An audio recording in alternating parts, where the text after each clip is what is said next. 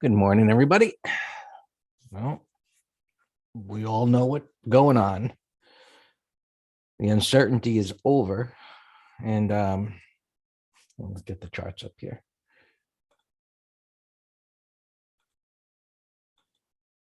It was a long wait. And, major trend was down. We had to respect the wide range bar on the weekly. And somewhat similar pattern, sometimes they're the same, a lot of times they're not, but somewhat similar to what happened over here. Shit, wrong charts. All right. I was wondering why that wasn't working. This was pretty much an ideal kind of rounding, kind of a top setup right at resistance, where this one was in no resistance to the left. So as we talked about over the last, couple of weeks, was the power move up off of this little breakdown failure, kind of like a head and shoulders bottom there. And the other day I showed you a line chart saying, hey, you know what? Maybe this is a head and shoulders top here, but it needs to break, which happened yesterday. We looked at the line on close, and, that was pretty clear, that topping pattern, but it had to move one way or the other. So yesterday, late in the day, it obviously went down. And so one of the scenarios that we spoke about over the last week or so was a retest of this low, and ideally a break below the low. So I don't think this is going to stop going down. As we're speaking right now, it's about here. It's just bouncing off of there a little bit. So this support level. It's a pretty big gap down. I don't know percentage wise, I haven't looked yet, but typically what happens in a situation like this is I think all we can go on is historical patterns, right? Is the markets are going to chop around here. It's Friday, which, okay, probably after 11, 12 o'clock, maybe nothing's going to happen until 3:30 or so, where traders just say, is this thing going to bounce or whatever? But, after a down move like this and then a significant gap, most of the time, even if it breaks here with the support here, I don't think it's going to go much lower today. So I think it could be a tough day as far as, getting directional moves intraday. And I think just based on what I said, next week, we have options expiration. So, we'll see how that plays out on Monday.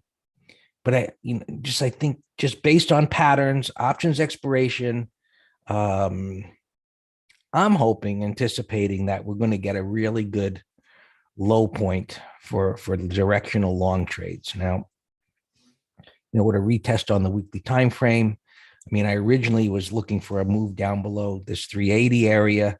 Back here, I was hoping it was going to get the retest. We know that didn't happen. Oh, so what did happen here? Well, one of the things that, we say in the room is, hey, sometimes things go down because they didn't go up. This is a great example of that, because clearly the strength of that move had to be respected. It had to create support because of the void, which it did, and then it failed. And so all of this communicating institutions were thinking at least to move up toward this area, and then it didn't happen. So what do? You hit the bid and you get out. Now, when it gets down to support, there's going to be demand down there, and just the ideal scenario would to be break somewhere down here. The more blood, the better. And so that's what I'm going to be looking for. That's my bias until proven otherwise. And I don't think anything's going to get proven today. Look, even if it holds this area, even if it gets back up to yesterday's close, it's still going to take time to repair damage. So well, there you have it. Correct, Robert. Anticipating a W type of a pattern, which could be a break below the prior low type of situation. Oh, we look at patterns, we anticipate what could be. We look to the left to see, does the pattern that's anticipated, or does the pattern that has been created line up with other concepts? Patterns, candlesticks are one concept. So does that pattern set up in an area of price support? And it will. So this just touched that support coming down into this area here, and a slight new low and reversal would be historically an ideal situation for that kind of a setup. So well, there you have it. All right. So jiggling around here, looking for lower. I think today, I think potentially a grinder, but starting off quite negative. Probably the ticks are going to be down at minus 1,500 or even lower at the open. So looking at well, let's go to the futures here. And so yes, today's high now is going to become resistance. You can see where prices are here. For beginning of the day, I mean, there's the news. That's resistance. And so we'll see, coming down here is where the first buyers should show up with any kind of aggressive type of a buying. Now, I'm just looking at this and thinking, well, these are the futures chart, and that's today, and it's a little after 9 o'clock. Imagine this bar coming all the way down here today, which of course we can imagine that, and this consolidation here, and then the igniting part, so here's your resistance, and yep, somewhere down here. Yeah, so 38.45 SPX. Yeah, and that's pretty juicy. That is pretty juicy. 38.45, $1.15 by $1.45. 38.35, no brainer. I always, look for the virtually impossible scenarios with these, and I think that is impossible. 38.50, big number, pretty big open interest expiring there today, almost 20,000. Right, open interest. Yep, almost 20,000, and so hitting that is likely to be, if it should get there, it's going to be a significant area of support. So anything below that, you got a tremendous move required to get down there. You've got a whole number. You've got a big open interest there. If it went down there directly, my gosh, the 3,800s would be huge premium, and I'm sure those could be done at that point. But so, yeah. I should be a no-brainer, Jake. 38.45 below that number, based on the technicals, based on the open interest, based on the number itself, based on the support, and that's what we want. When we're going to look to essentially fade, a move like this, it'd be the big gap down. So yeah, all good. And I was looking up above, which I thought anything above or near 4,100 would be a no-brainer as well. But I mean, it's 55 by 70, getting a little closer, 40.85. I don't think it could get up there either. So that's a thought as well.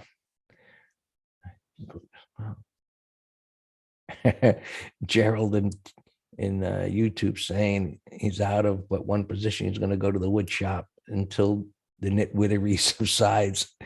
Well, Gerald, that comment kind of suggests that it's not in alignment with your bias, maybe. I mean, I think I don't even think, look, anytime I think what's going on in a particular stock is for your word nitwittery. It's either just going nowhere, indecision, and it's just not my. Dan likes to use the word wheelhouse, right? I don't trade that on a daily chart. So yeah, I can look at that and say it's, sometimes the word retarded or whatever, but it's just going nowhere or uncertainty. So now we got things happening the way it should happen, right? Major trend is down. This energy of this move up dissipates itself.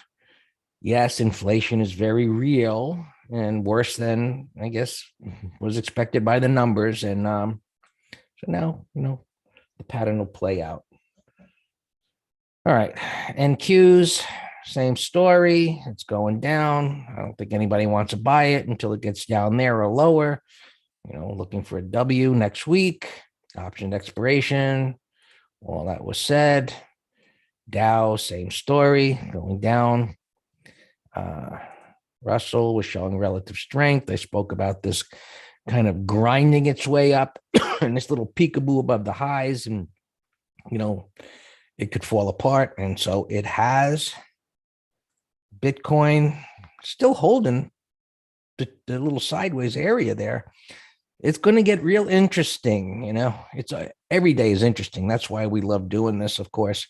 Always keeps us on our toes. And so holding here, it's not breaking. Does it break here and Bitcoin drop down to this level, meaning everything is going down and, on a short-term basis, some mass destruction going on there, but that's what sets up low points. There's no place to hide. Oil just kind of going nowhere there. Silver rolling back over. Gold doing nothing. So inflation. No Bitcoin buyers, no silver and gold buyers, and there's all this inflation. It's the eggflation, right? Somebody at the Fed in the White House better get out from under the covers and or out from under the bed and say this shit is real and do something about it. Euro going down, which means the dollar's going up, which means gold ain't no way it's going up. And so, euro against the dollar, yen cratering. I think that has to roll over. So pick whatever you think is going to go lower. This is just starting. So if you trade these futures contracts and so on, there's 2780, moving up. Been telling you, be careful here. All right. And now it's breaking out. Everything is pretty much lined up for the bears in their corner. So all we need is breaking down there. Yeah, the VIX ought to pop, no doubt about that.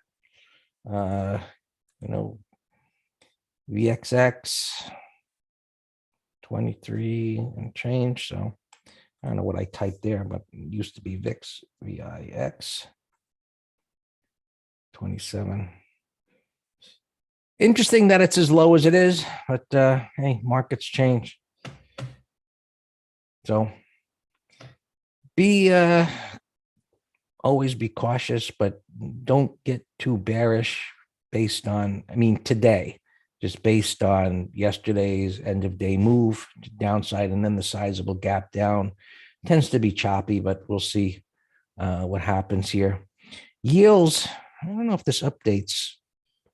I don't know if this is updating now, but look at that.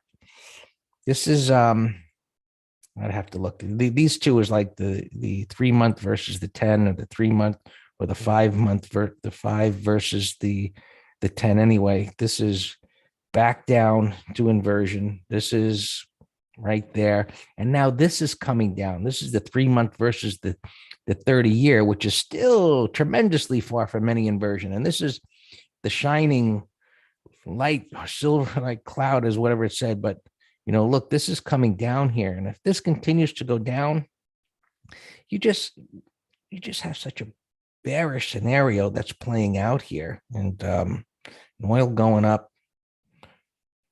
I think I think we all think that what Sleepy Joe did, and who's ever pulling those strings there, they really effed it up. I don't know it was intentional, but anyway, to you, Dan. Apple support. I wouldn't count on any support, tell you the truth. 137. I wouldn't count. Look, this is in a downtrend. Right? This is breaking down. It's at 140. Don't count on support in a bearish trend. Well, and just to add to that, with momentum down so much, you can have a bias, and then you got to wait for it to set up. So just like we said, we would love double bottoms on those spiders. You know, don't anticipate. Just have a bias, and let's see what happens when it gets around there. But yeah, that yesterday afternoon had a powerful, late day breakdown, a steady liquidation.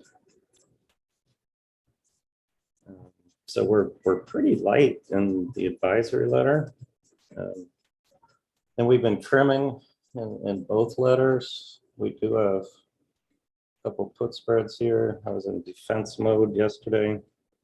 Airbnb looks like the biggest problem here. Put spread, breakout failure, bar by bar analysis. That was a horrible day yesterday. And we were kind of just going into hope mode here of, stop didn't hit. But a lot of other things we got out of yesterday defensively. So any questions on opens, ask me. There's very few earnings here today. Goldman coming out, giving a sell downgrade to Roblox. Look at that, 140 bucks down to 28. Sell rating to Netflix. That's pain. I think eBay they did too. 44, and I see this gap's too big. This would be a fantastic gap if it were gapping to 46 bucks. And then my target would have been the gap fill, 45 for a day trade. So nothing to do with that for me. Housing stocks are, getting hit here with the economy and rising yields and this and that. But let's say hypothetically it closed like this yesterday, ignore today, then this is a bull rectangle consolidation on the daily with a 1, 2, 3 on the weekly.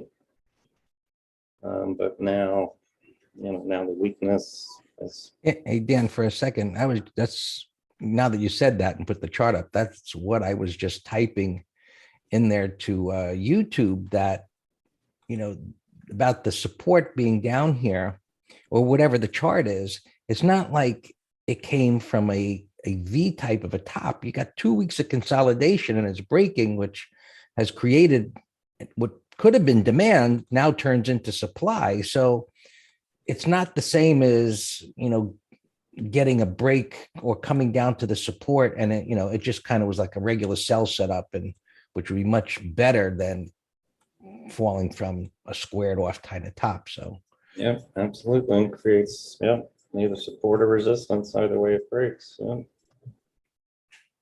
But yeah, this is Greg's concluding comment about they better wake up at the White House and the Fed, and whoever's pulling the strings. Alarian, he used to be partners with Bill Gross, and he's a smart boy. And he's been trashing the Fed along with I for months, and this is like the worst I've ever heard of him saying. He said, I'm paraphrasing, but he's like, the wheels have fallen off the truck at the Fed.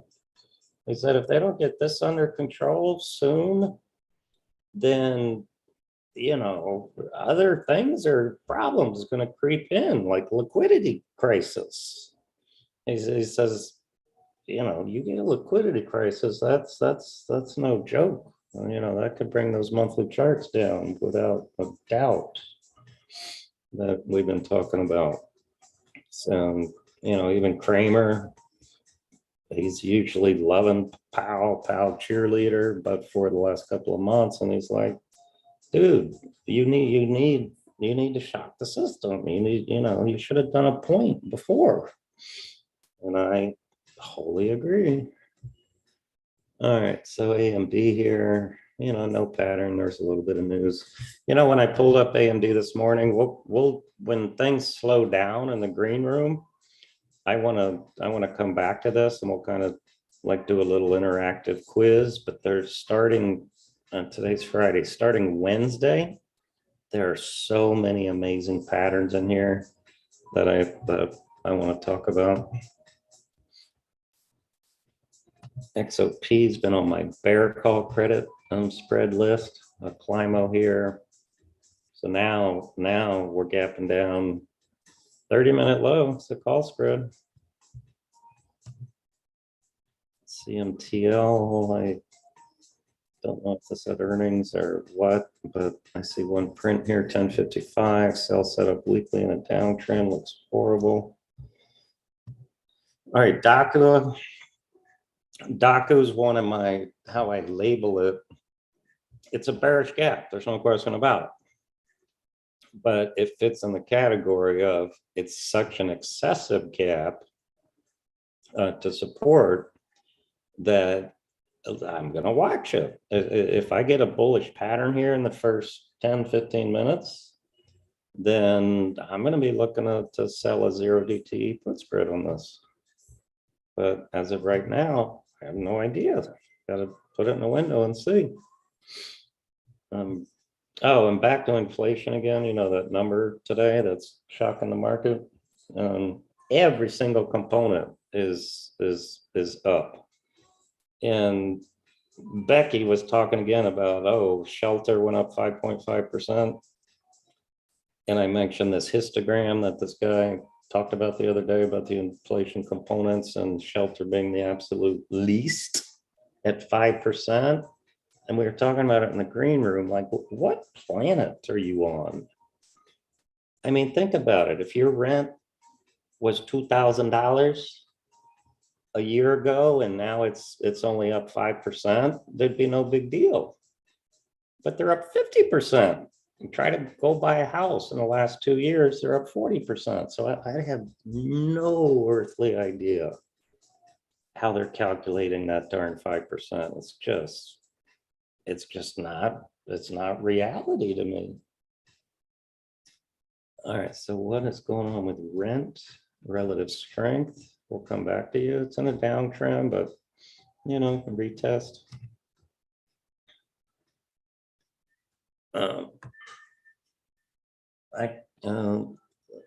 It shows one print at 260, but I don't trust those. So we'll come back to that. I have no idea. Well, and then talking about 0 DTE again. So this was clearly a bearish crack and close, with a price warning. So our bias was and is lower. The problem is, how the heck are you going to get on new shorts right now after this is what we call an end of day decline, now with a big old gap down? So for a day trade, I'm long bias for scalps or 0 DTE put spreads, but that's just 0 DTE, not next week, unless the pattern takes it out. Like, for example, Wing. If Wing takes out yesterday's high, then I'm good for a put spread, but I don't think it's going to take out yesterday's high. So set an alarm and don't worry about it. Team also yesterday's high, put spread for next week. SFIX, I think, had earnings and also a downgrade. That looks horrible. But see, it could set up for a day trade. It's an exhaustion gap on the 15-minute chart, and you're getting a reversal here pre-market. LOW was on my list from yesterday, big bottoming pattern, but now it's gapping under yesterday's low, so no interest there anymore. DG, relative strength, gapping down, but it's holding yesterday's low at least, so it's still relative strength. Chewy had a nice gap breakout yesterday. It was on my list, bottoming pattern, but now it's under. I mean, everything's just incredibly sloppy. K-Web was a little Bear Island reversal yesterday, but I'm going to watch it over a couple of weeks and see if we get some type of bottoming action on the weekly. T2, another one. It's not going to hit. I got an alarm at 1:30, whatever, 2 or 3, I forget. And over the high, it's a put spread, but they're not going to trigger. So these are just in the scenario of if the market turns bullish, number one, and number two, these patterns follow through as they suggest. Blink bottoming pattern. I'm going to watch it for a while. And these are fangs. So I really don't have a big watch list here this morning. We'll Greg will scan TC at the open, see what's, then we'll be focused on what's strong. So we'll be focused on, above 5-minute high, wide range bars, gaps, bullish gaps, bull 180 reversals, which means let it sell off a little bit more into the 10 a.m. reversal, then start reversing. And those are the type of trades that I'll be looking at today. I always look at coin, and Mr. Coin, I said, was a pattern that you could trade up or down, and it obviously looks like it's down now. Tesla had a beautiful morning yesterday. I was tempted to do a 700 put spread, and obviously glad I didn't. Microsoft down 4.5. Now that started bullish also. And I even said yesterday morning, I said, if this goes sideways until after 3 p.m. and breaks out, then that was going to be a put spread idea. And then, in 2 hours, the bias is totally opposite. All right, Meta now is Facebook. That I said yesterday looked horrible. That looked like a call spread. Google now looks like a call spread. Look, gapping under this whole, remember Greg talked about the consolidation going sideways at resistance. This is a perfect example. You got a sell setup reversal on the weekly. The problem is it's a CLIMO on the 15. So let's see what this does into the close. And if it closes like this after bouncing around for 6.5 hours, then that will definitely be a call spread to the weekend letter. Amazon. We were talking about a head and shoulders. Some people in the green room were shorting that yesterday. Nice job. And Apple's a big old mess. All right, so Daku here, bottom right. I don't have anything tier 1, but see how, look, that's a bullish pre-market stabilization, which means buyers stepped up. They bought the supply that was being thrown at them. I'm actually surprised they're not more juicy here. The 62 puts, Greg, 40 cents is all. I wouldn't do that for 40 cents.